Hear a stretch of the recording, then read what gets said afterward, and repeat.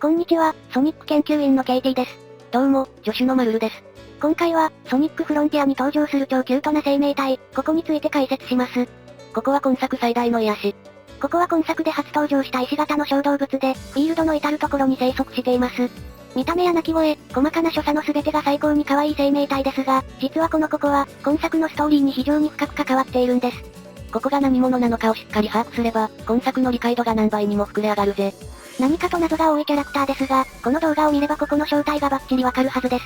ということでぜひ、最後までご覧いただければと思います。それでは、早速始めていきましょう。ここは石のような見た目をした小動物で、今作のフィールドの至るところに生息しています。特に遺跡付近に生息していることが多く、近づくとゲットすることができます。ゲットしたここは、ソニックが立ち止まると姿を現しますね。この空間の癒し効果ったらもう、冒険に疲れた時は少し立ち止まって、ココたちに癒されるのがおすすめ。島によってココたちの見た目も微妙に違うので、ぜひ各島で一度は立ち止まって、よく観察してみてください。個人的にはアレス島のアフロの子がお気に入り。そんなココたちなんですが、島にいるひときわ大きなココ、長老ココの元に連れて行くと、長老ココがお礼としてソニックを強化してくれます。長老ココが強化してくれるのは、所持リング数とスピード。どちらも今作を楽しむ上で欠かせない要素なので、ここを見つけたら積極的にゲットしていきましょう。またココたちは、今作のストーリーにも非常に深く関わっています。今作では、最初のフィールドであるクロノス島でエミー、次のアレス島でナックルズ、カオス島でテイルス、というように各島でソニックの仲間たちと出会いますが、それと同時に、この仲間たちとよく似た境遇のココとも出会います。ソニックに思いを寄せてるエミーの元には、はぐれた恋人を探すココが、戦闘民族であるナックルズの元には、軍隊に所属するココたちが、メカニックのテイルスの元には、同じくメカニックのココが姿を現すぜ。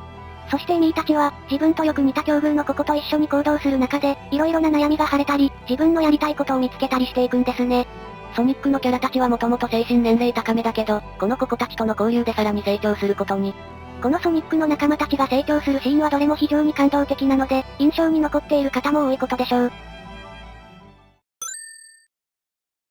このように今作の物語にも深く関わっているココたちですが、ストーリーを進めていくと、そんなココたちの意外な正体が明らかになっていきます。ソニックとエミーがココと一緒に歩いていると、突然空に不思議な光が現れ、周囲に異変が生じます。そしてなんと、これまで行動を共にしてきたココの姿が、人型の生命体へと変わっていました。その後の別の島でも、同じくココの姿が人型生命体に変わる場面が描かれます。ここ初めて見た時衝撃だったな。何が起きたかわからなかったぜ。この演出が起こった後に、ココたちが動かなくなってしまうのも印象的ですね。まるで、さまよえる霊が成仏するかのように。これ今作の大きな謎の一つだよな。いまいち何が起こったのかよくわからない。このシーンの解説は後ほどゆっくりするとして、まずはこの人型生命体について解説しておきましょう。結論から言ってしまうと、彼らは今から遥か昔に生きていた、古代人なのです。さらにもともとこの星の住人だったわけではなく、とある事情で別の星からやってきた人々でもあります。早い話が宇宙人ってことだな。今からおよそ数万年前、この古代人たちが元いた星が、ジエンドという謎の存在の手で破壊されてしまいます。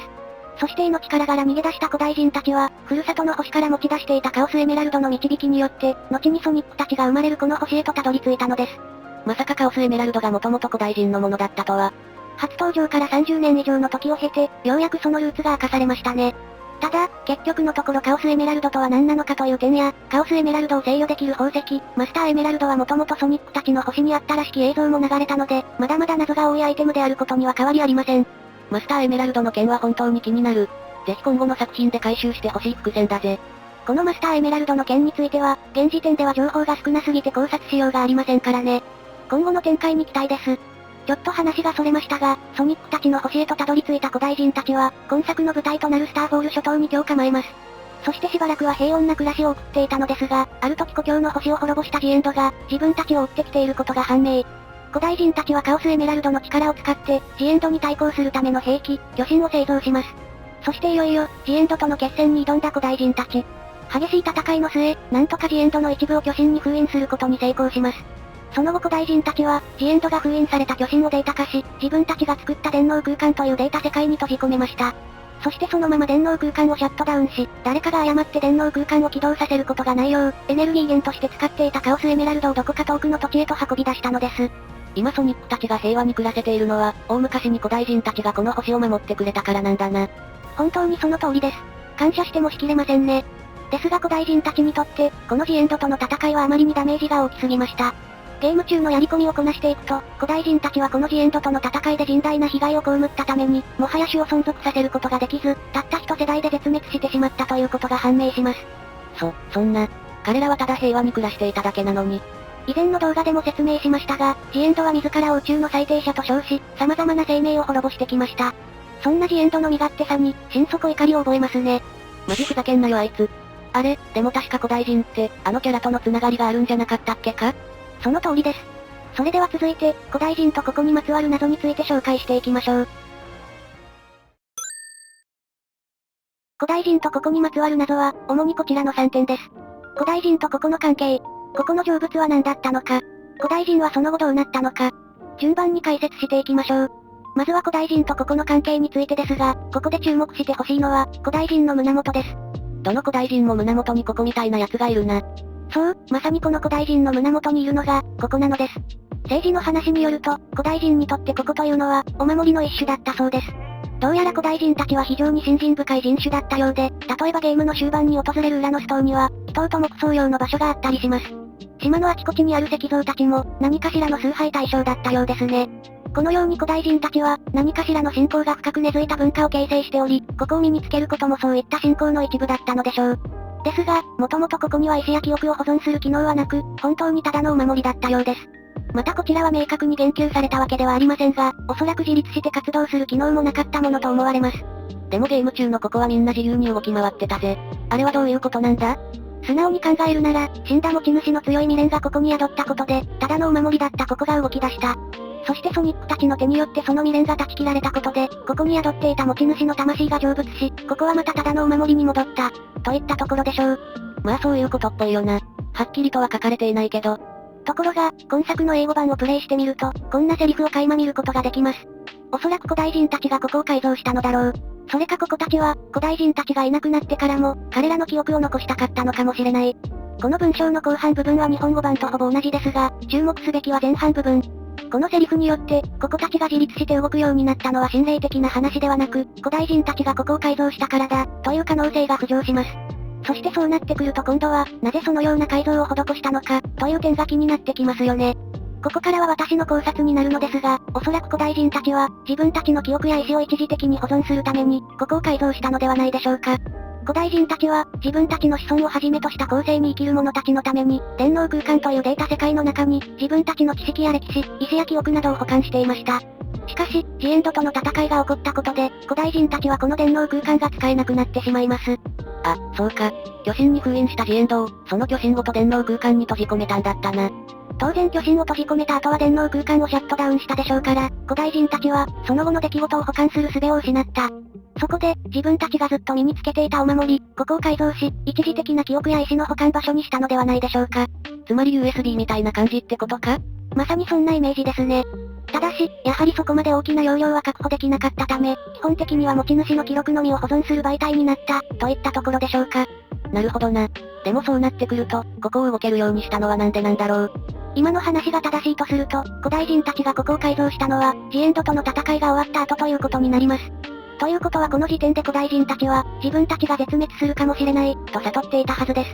そうなってくると、ここたちにはある程度、自分の身は自分で守ってもらわなければならない。確かに、古代人たちがいなくなったら、大事な記録が保存されたここを守る人がいなくなっちゃう。そのため古代人たちは、最低限危険から身を守る機能として、ここに自立して移動できる機能をつけたのだと考えられます。つまりここについてまとめますと、元々は古代人のお守りでしたが、ジエンドとの戦いで電脳空間が使えなくなったことで、移動する USB に改造された存在、ということになるかと思います。なるほどなるほど。なんだかありえそうな話だぜ。ですがそうなってくると、今度はあの成仏のような現象が疑問になってきますよね。それ、ここが単なる心霊現象じゃないなら、あれは一体何なんだ？これまで説明してきたことが正しいとするならば、ここが動いているのは心霊現象などではなく、古代人がそのように改造したからに過ぎない、ということになります。ですがそうなってくると、ここが成仏するような描写は何なのか。単刀直入に言うと、これはここに保存されていた記録が、電脳空間にアップロードされた、ということを表しているのではないでしょうか。さっきも言ったように、ここは古代人たちの記憶や意志を保管する役割を与えられましたが、一方でここに保存された記憶や意志を、未来永劫そのままにしておくのはおかしな話です。古代人たちは自分の経験や知識を後世に伝えようとしていたわけですが、ここには基本的に持ち主一人分の記録しか保管できない上に、何より数が膨大ですよね。つまりこのままだと、せっかくの記録がバラバラに分かれてしまっていることになるので、ここを全て集めてこないと古代人の記録が手に入らないんです。ここたちを全部回収するだと、考えただけで気が遠くなる話だな。そのため古代人たちは、例えば誰かがジエンドの脅威を消し去るなどして、電脳空間が再び使えるようになった暁には、ここに保存しておいた記録を全て電脳空間に束ねる機能をつけていたと考えられます。めちゃくちゃ気が利くな古代人たち。今作の冒頭で、ドクターエッグマンが電脳空間を起動させました。ジエンドの脅威はそのままだったので、古代人たちの想定とは異なる状況にはなってしまいましたが、それでも電脳空間が起動したことで、ここの記録をアップロードする機能も発動した。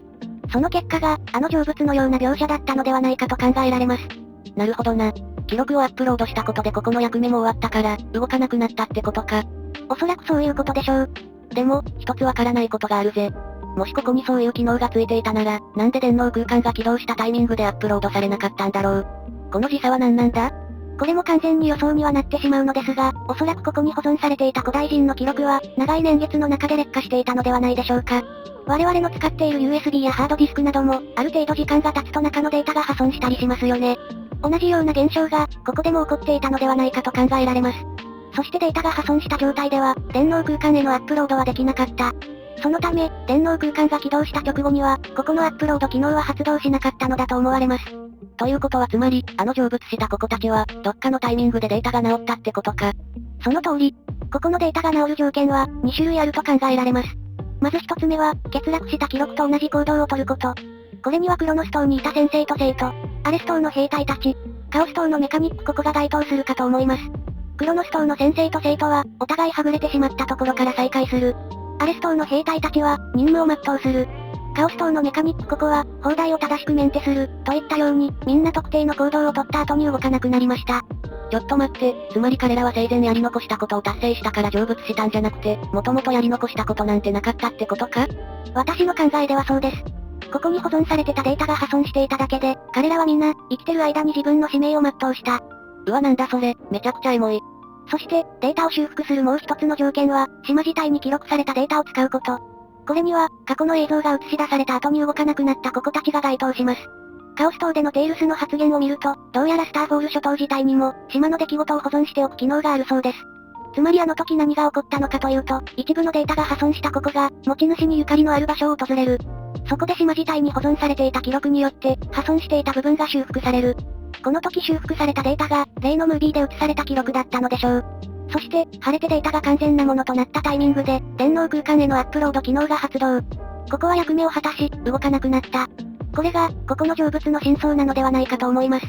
ここが動き出したことに加えて、ここの成仏も古代人が作ったシステムだったってことか。改めて古代人の技術力には驚かされるな。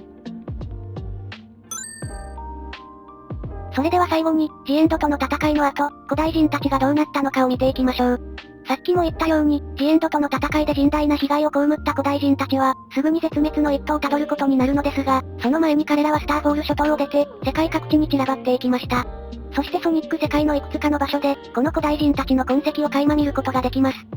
例えば、2008年に発売されたソニックワールドアドベンチャーというゲームには、ガイア神殿という場所が登場するのですが、この神殿が作られたのは今からおよそ数万年前とのこと。さらにこのガイア神殿はカオスエメラルドと深い関わりを持っていたことから、おそらくスターフォール諸島から出た古代人の誰かが、建設に関わっていたと予想できます。またこれ以上に関わりが大きいと考えられるのが、ナックルズの故郷、エンジェルアイランド。このソニックフロンティアが発売される前、エンジェルアイランドは、カオスエメラルドと最も関わりが深い土地でした。カオスエメラルドとマスターエメラルドを祀る祭壇があり、カオスエメラルドを進化させる設備もあります。さらに今作の前日譚を書いたアニメでは、このエンジェルアイランドにポータルがあることが判明しました。これらのことから間違いなく、スターフォール諸島を出た古代人の何人かは、このエンジェルアイランドを訪れていたと考えられます。さらに、1998年発売のソニックアドベンチャーで初登場し、その後のシリーズにも定期的に登場している、カオスというキャラクター。このカオスがなんと、古代人の遺伝子を受け継いでいることが明らかになりました。そしてカオスは、ソニックシリーズのマスコットキャラクター、チャオの突然変異体という設定があるので、必然的にチャオも古代人の遺伝子を継いでいることになりますね。エッグマンの考察によると、古代人たちは何らかの放射線の影響で、遺伝子変異を起こしてしまったとのこと。その結果チャオやカオスになったのだとすると、彼らはこの星に適応した形で、今も生き続けているとも考えられますね。このように、古代人たちの痕跡は過去作の中にも色々と残されています。ソニックシリーズは基本的にゲーム間のつながりは薄く、時系列なども曖昧な部分が多いです。